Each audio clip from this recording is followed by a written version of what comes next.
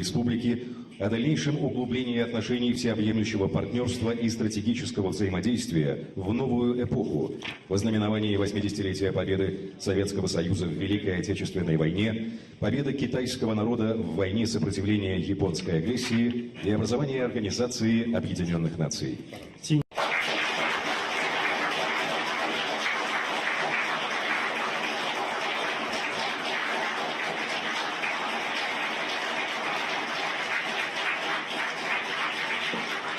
This is my video update on this Thursday morning, May the 8th, coming to you from Limassol, Cyprus.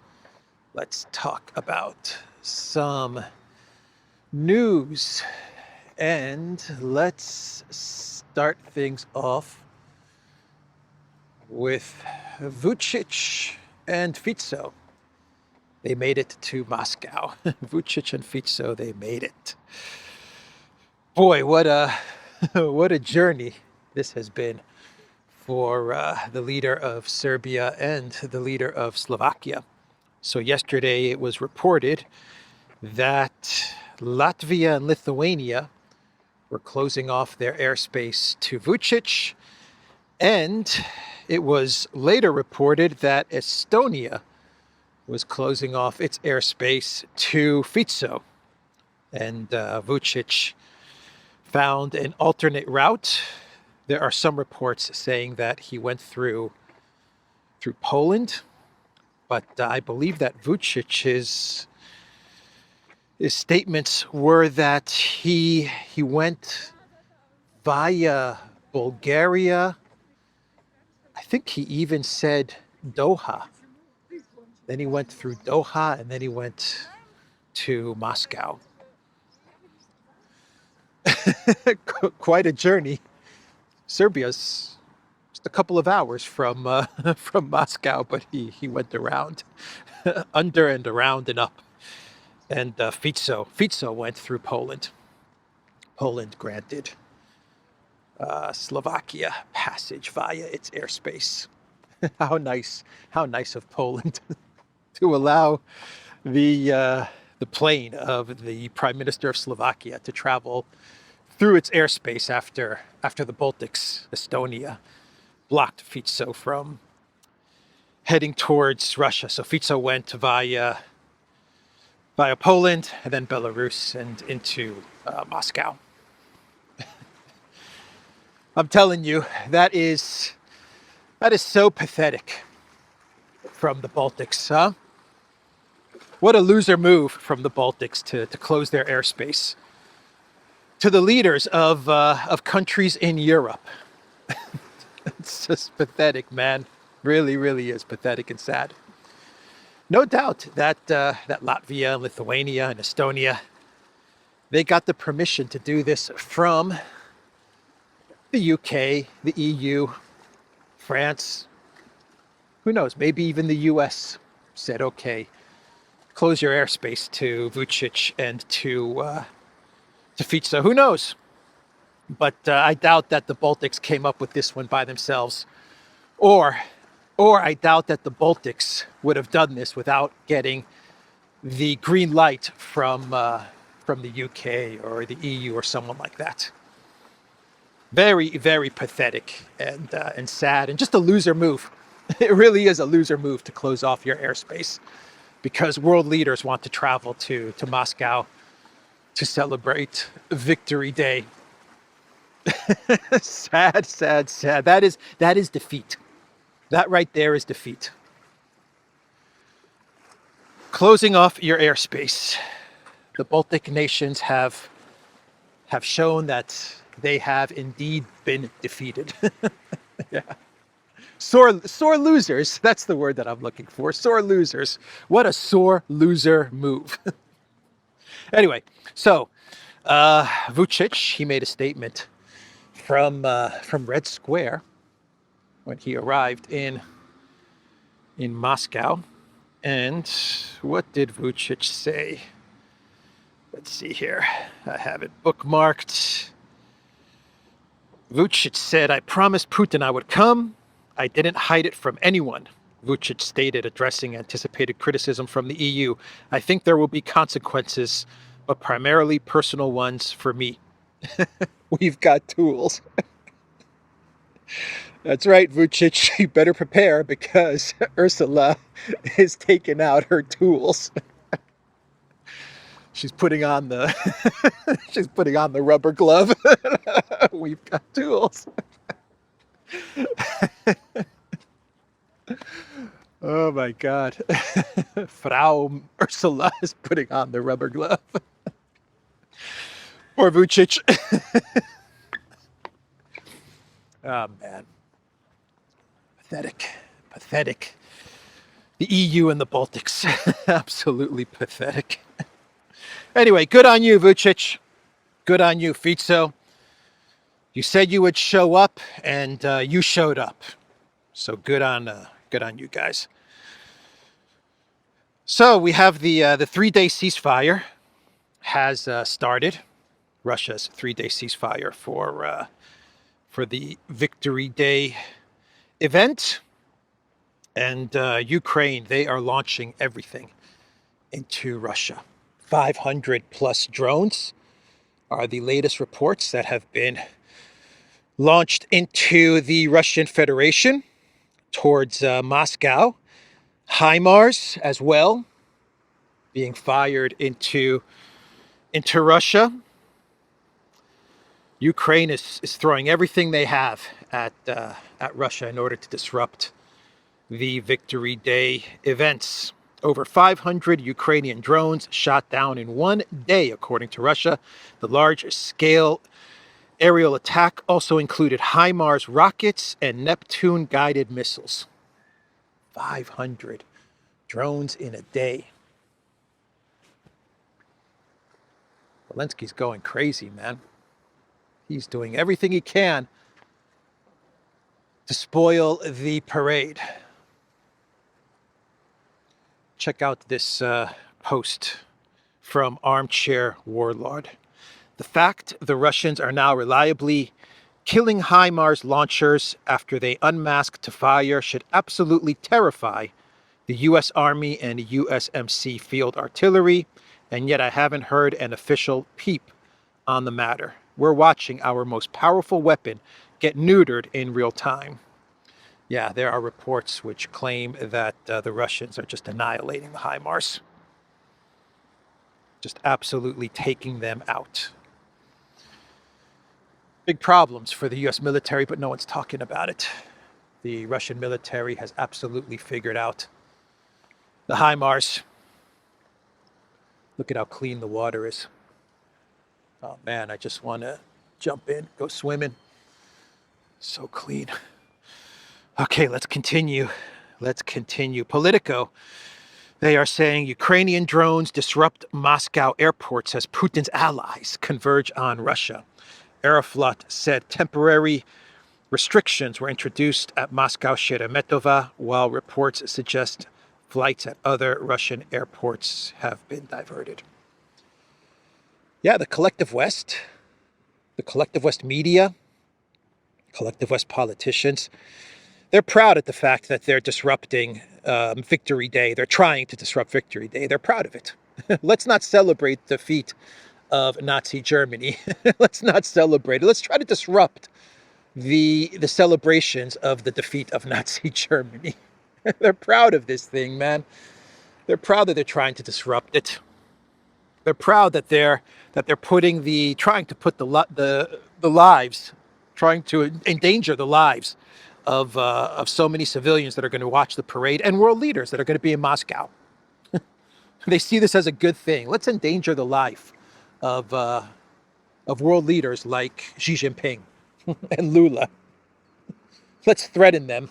This is a good thing, according to all of the mainstream media, the collective West mainstream media coverage of this. According to Ukraine Intel Security Services, the SBU, they were asked by Politico about all of these drones and HIMARS being fired into Russia. Here's what they said. Ukrainian forces said they had hit 2 military industrial plants in Russia. I think that's BS. Unlike the Russians, who are hitting residential high-rise buildings in peaceful cities, the SBU, Ukraine's counterintelligence service, is working clearly on military facilities that help the enemy carry out armed aggression against Ukraine, an SBU official told Politico. Work on weakening Russia's military capabilities will continue, the official added. Yeah, Ukraine is not going to take part in any ceasefire. They will, all signs are pointing to the fact that they will continue to try and hit the events in Moscow. They will try to hit the parade. If they could, they would try to hit Red Square. Whatever warnings were given to Ukraine, including warnings from China, Zelensky's just brushing them off. So that is the update there. Flight disruptions. I have seen images of a lot of people in Moscow at Sheremetova having to deal with these delays. So let's talk about Trump. And he said yesterday, speaking to reporters, that decisions on Ukraine will be made very soon. He said he's very unhappy about the fact that he cannot get a deal, a ceasefire. He is not happy at all about not getting a ceasefire, about having to make decisions. He's not happy about making very tough decisions on Project Ukraine. You are a party to the war. Enough of this we're mediating BS stuff. Enough. It's time to come clean.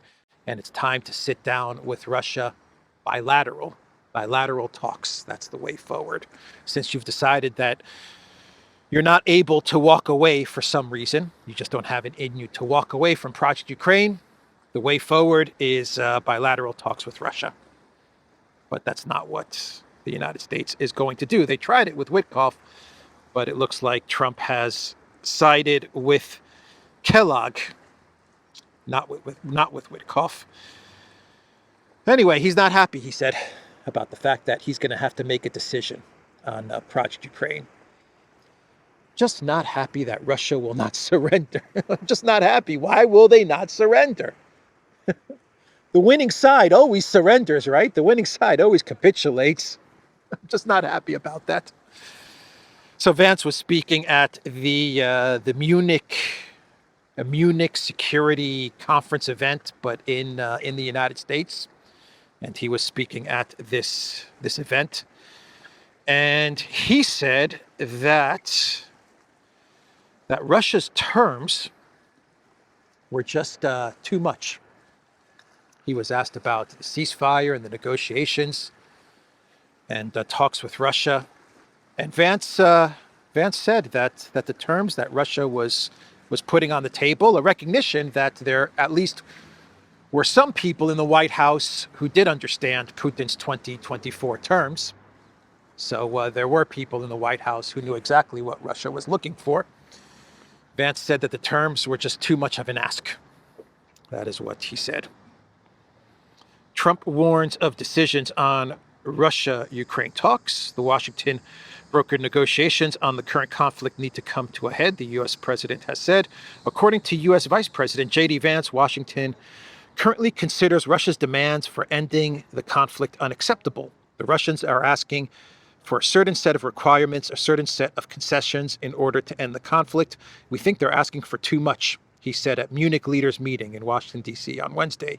Trump was asked to comment on Vance's statements in a press briefing in the White House later in the day. It's possible that he's right, the U.S. president replied. We are getting to a point where some decisions are going to have to be made. I'm not happy about it, Trump said. Comes with the job, Trump. You're the president. You have to make decisions. You have to make decisions every single freaking day. Every hour, I imagine, you have to make decisions. Just don't make the wrong decisions. So that's Vance saying that Russia, the winning side, the winning side in this conflict, in this proxy war with the collective West, with the United States, the winning side is just asking too much. Come on, winning side. capitulate. Surrender, winning side. Surrender. That's what the winners do. They always surrender. At least Vance is admitting that they knew about June 2024 root causes Istanbul Plus. At least he's making that admission. That's got to count for something, huh? But nope, they're going to go with the Kellogg ceasefire plan instead. That's what they're going with. I'll get to Kellogg in a minute. But on a side note, Trump yesterday met with FIFA President Gianni Infantino. I almost forgot his name. Gianni Infantino, who is the president of FIFA. And they were talking about the World Cup. And a reporter brought up the fact that Russia is not going to be allowed to participate in the World Cup. And Trump said something along the lines of, I didn't know that, or this is news to me, right? He had no idea that Russia has been banned from the World Cup, from all sporting events that are operated by the collective West. And Trump made it out as if he didn't know about this. Probably he didn't know about this. And then Trump said that allowing Russia to take part in the World Cup could be a very good incentive to ending the war. That's right. Accept the ceasefire, capitulate Russia, surrender Russia, and then we'll let you play football with us. I feel like this whole video is a kind of clown world. I don't know, man. Do I need to do a clown world today? I don't think I need to do a clown world today. But yeah, that's what he said. Which really showcases how the statement from Trump, I think, showcases how he just doesn't understand the conflict in Ukraine. Nor does he really care. I just don't think he cares.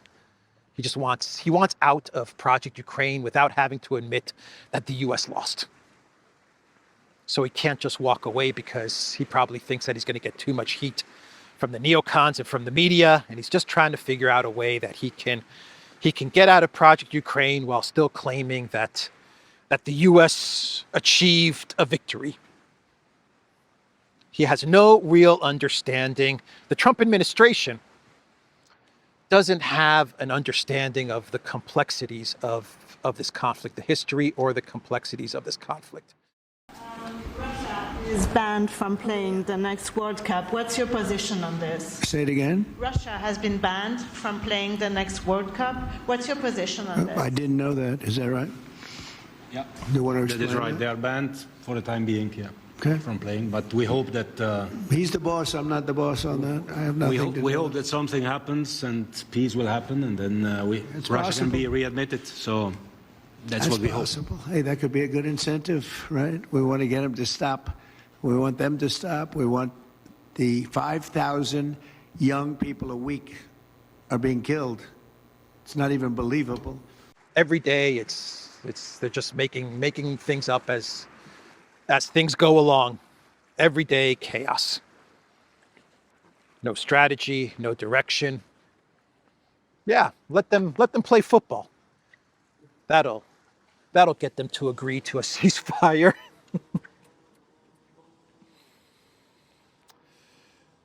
Oh boy. So let's since we're talking about not having an understanding of the conflict, I think it's a good segue to talk about Kellogg, the person that Trump has decided he's going to trust when it comes to Project Ukraine. Not Witkoff, who was actually making progress. True, Witkoff did not have a deep understanding of the conflict, its history and the root causes, but he was willing to listen, he was willing to learn, and he was open to negotiations. And he understood that the collective West lost. Witkoff understood that the collective West had no leverage, no cards. They're losing this war. They've lost this war, and he was ready to negotiate the best deal for the United States. And what was the best deal for the United States? Normalization of relations with Russia. Witkoff understood that. Doing business with Russia. Witkoff understood these things. But nope, it looks like Trump is is saying, no, Witkoff, we're not going to go with you. We'll go with Keith Kellogg. And so we have Keith Kellogg over the past couple of days making the rounds on the U.S. mainstream media channels, giving all kinds of interviews. And yesterday he was on Fox News. And my God, the stuff that came out of Kellogg's mouth about the ceasefire plan. His brilliant, Kellogg's brilliant ceasefire plan. He's proud of this thing. He's actually proud of his ceasefire plan. So what did Kellogg say? What did he say about his ceasefire plan? He told Fox News that his ceasefire plan is calling for a 30-mile DMZ on both sides. He said that Ukraine has agreed to a frontline freeze. He calls it a ceasefire in place. He even has a word for it. He says it's a ceasefire in place. So wherever the front line is, in that place, we're going to have a freeze, he said. And Ukraine has agreed to this. And we're going to create a DMZ of 15 miles on the Ukraine side and a DMZ for 15 miles on the Russian side. So Russia's going to pull back their forces 15 miles from the ceasefire place, according to Kellogg, and Ukraine's going to do the same thing. And then Kellogg said, when he was talking to Kiev, that he told the Zelensky regime, the Kiev leadership, that they don't need to worry about the de facto recognition of the territory that Russia would currently hold if there were to be a ceasefire along the front line. Because he said, look, when it came to the Baltics, we waited Russia out when they were under Soviet control. We didn't recognize that, and we waited them out. When it came to, I think you mentioned Germany as well. When it came to Germany, we waited the Soviet Union out. And so his message to Zelensky, he's saying this on Fox News, by the way. This guy is saying all of this on Fox News. He said, when I was talking to the Zelensky regime, basically what I told them is don't worry about the territory for now. We're just going to wait Russia and Putin out. And eventually you'll get that territory back. This is the guy that Trump now has as the lead negotiator. He chose this guy over Witkoff. Yeah, well, you actually go back to what happened actually in the Baltics after World War II, where we never recognized the fact, by de jure, recognition of the Baltics, that they went to then the Soviet Union. We said that over time things will change, and that's what you kind of tell the Ukrainians. The same thing. When you look at what happened in Germany, the Germans always wanted to unify Germany after World War II. They didn't get it right away, but eventually they got it. So you tell the Ukrainians, look, this is one of those things that's going to be evolving over time. And if you do a ceasefire in place, the ground that you own, the ground that you fought for, that's your ground right now. What happens 5 or 10 years down the line is different. And you don't have to basically freeze everything in place. Right. And we've got that right now. The Ukrainians are willing to do a freeze in place, what I call a ceasefire in place. And then we'll, for a period of time, they're willing to set up a demilitarized zone. What they basically said is, we'll back up 15 kilometers, you back up 15 kilometers to the Russians. So you got this 30-kilometer, 18-mile zone that you can actually observe. And you can actually say, okay, are there any intrusions? So the Kremlin was asked to comment on these statements from Kellogg on the DMZ and waiting Russia out and all of these things. And what was the Kremlin's response? Their response was that they received no proposals about any DMZs or any waiting us out kind of stuff or anything like that. That was basically Russia's response. We haven't received any proposals of this stuff, so we're not even going to comment on this stupidity. That's basically what they said. They didn't use the word stupidity. I'm using the word stupidity because that's what it is. Complete stupidity. This plan and listening to Kellogg describe this plan is just beyond ridiculous. A 5-year-old could come up with a better peace plan for Project Ukraine. So it doesn't end there. Trump, he posted about World War II celebrations, parades, and events and stuff like that. And he actually posted on Truth Social, "I am pleased to announce that I've just signed a proclamation officially designating tomorrow, May the 8th, as Victory Day for World War II." So we have a Victory Day for the United States as well for World War II. It is May the 8th today. Today is Victory Day for the United States.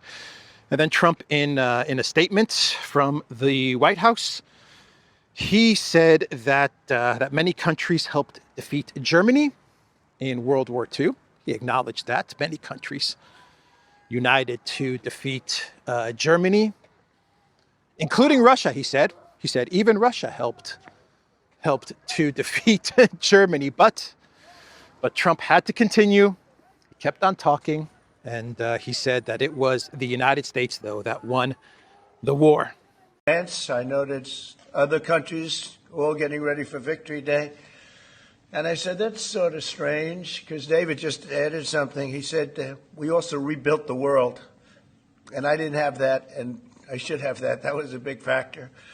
But I noticed all of the countries, Russia, having a big day tomorrow. And by the way, they lost millions of people, and they were absolutely a major factor. But there was no major factor like us. We won the war, and we won it with the help of others. But everybody was celebrating but the United States of America. And I said, I think it's time that we start celebrating victory. And that's what we're doing. That is the statement from Trump. So this is going to anger Russia. It's going to anger Russians. It should anger the UK and the British, but Starmer, this is not going to anger Starmer. Starmer's not going to say anything because, well, it's Starmer that we're talking about, right? He's not going to say a word. So really, it's going to be Russia that you're going to be upsetting with this statement. So what is Trump doing by making these statements, continuing to make these statements?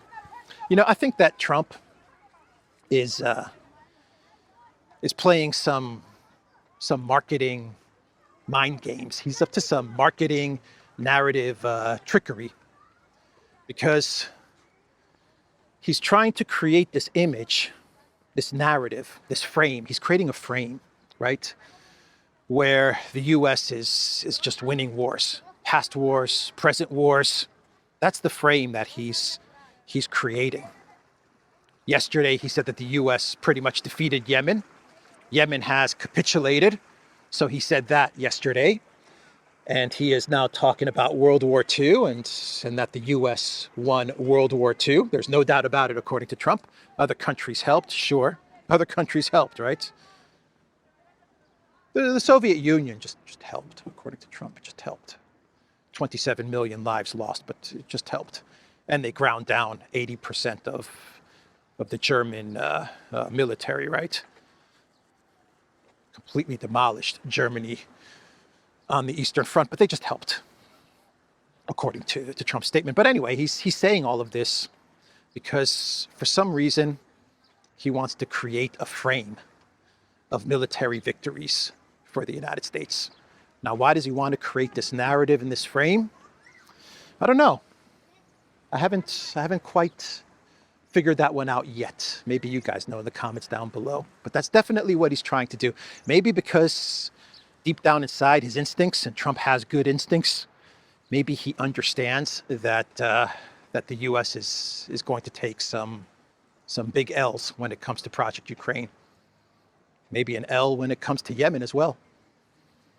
Maybe he understands all of this and he's just trying to spin it as wins because he doesn't want the losses to fall on on his presidency and on his legacy. That could be what he's doing. I don't know. But there's no doubt about it that he's trying to create this frame and this narrative of a U.S. military that has won all the wars and is winning all the wars. And he's going to do the same thing with Ukraine. Whatever happens in Ukraine, he's going to try to spin it as a win for the U.S. So let's move on, shall we? Let's move on. And let's talk about the next story. And the next story, let's move away from the music. The next story is Bizarro Zelensky in France. Bizarro Zelensky? Who's that? Bizarro Zelensky, man. Al-Jelani, Bizarro Zelensky. He made a trip to France to meet with Macron. And Bizarro Zelensky, he was asking France, Macron, the European Union to lift sanctions. He said those sanctions and those restrictions were placed on Syria because of Assad. Assad is no more. He's been coup d'etat as leader of al-Nusra al-Qaeda HTS. One time a 10 million bounty on my head. Now I'm wearing a suit and I'm meeting with Macron. I would like the sanctions and the restrictions lifted. Give me money, give me weapons. And that's basically what he was doing in France, meeting with Macron. And Macron calls on US and Europe to lift sanctions on Syria. Syria's new leader was in Paris to lobby for support from the international community. Shame, shame, shame. Bizarro Zelensky. Bizarro Zelensky, or should we say Bizarro Zelensky? Let's say Bizarro Zelensky. Like Bizarro Superman, right? Bizarro Superman. When you think about it, that's what Al-Jelani is. He's the exact reverse of Zelensky.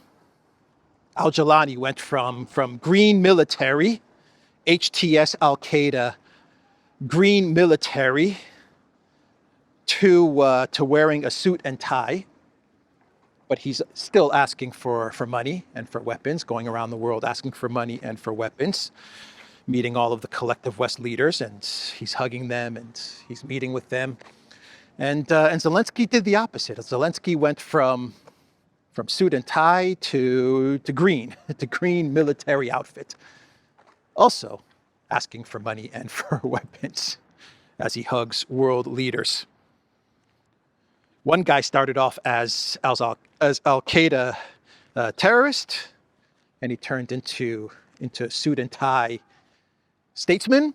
And the other guy went from comedian, suit and tie comedian, to well, the green outfit guy. Do I need to say it? Yeah, Bizarro Zelensky, Al-Jelani. Al-Jelani even changed his name, or he went back to his given name, Al-Shara or something like that. We're going to call him Al-Jelani. Bizarro Zelensky is what we will call him. All right, so that is the update there. And a quick update on Merz. Yesterday, I said that Merz, the new chancellor of Germany, I said that Merz probably got the votes that he needed to become chancellor in the second round of voting. He got the 325 votes because he probably made some deal with the Greens. The reports that we're getting out of Germany and from other sources that have contacted me who understand what's going on in German politics, they told me that he actually got the votes from the other left party, Die Linke. That's the party that the CDU approached, and that's the party that gave Merz the votes to become chancellor in the second round. He probably did get some votes from the Greens as well, but it would be interesting to know what deal the CDU made with Die Linke. What were the terms of the deal for them to give over the votes to the CDU to make Merz chancellor? An embarrassed Merz. Couldn't get in the first time. So embarrassing. He needed a second vote to become chancellor. So Merz wasted no time running his mouth and acting tough. I said he would act tough, didn't I? I said he would act tough because we're dealing with very insecure politicians. And he absolutely is talking tough. But I was wrong about one thing. He did not lash out at Putin just yet. Just yet. He's going to do that. But the first person that he lashed out at is Trump in the United States, the Trump administration. So Merz told the Trump administration to stay out of Berlin's affairs. That was what Merz said. That was his warning to the Trump White House. Stay out of our affairs. Obviously, he's referencing the potential banning of AfD and the ex-posts from Rubio and from Vance, where they talked about Germany possibly banning the AfD and how that was not a good look. So Merz's reply to the United States is stay out. Stay out. Who are you, United States, to meddle in our affairs? So you know what the Trump administration should do? I mean, if they had real cojones, they would stay out.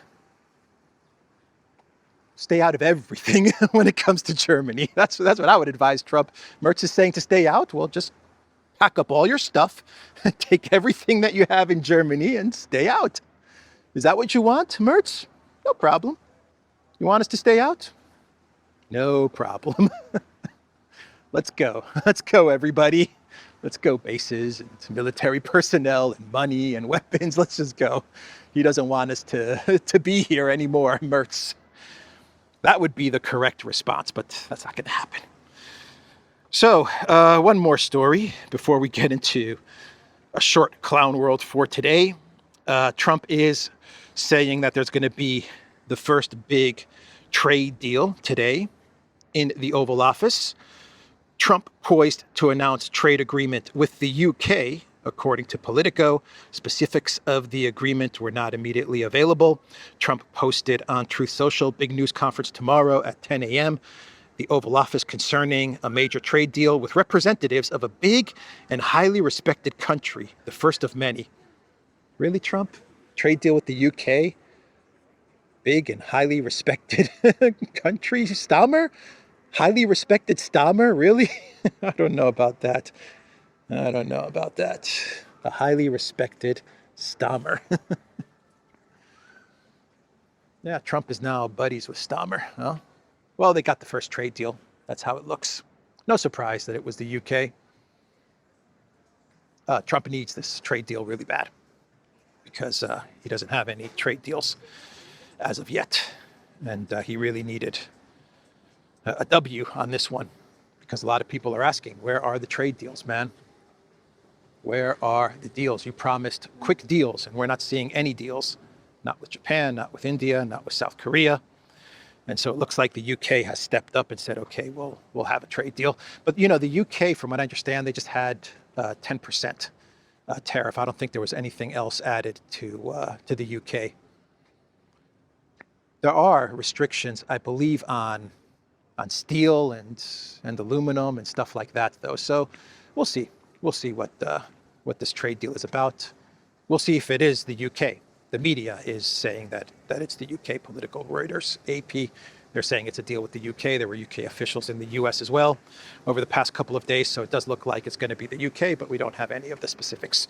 So that is the announcement there. And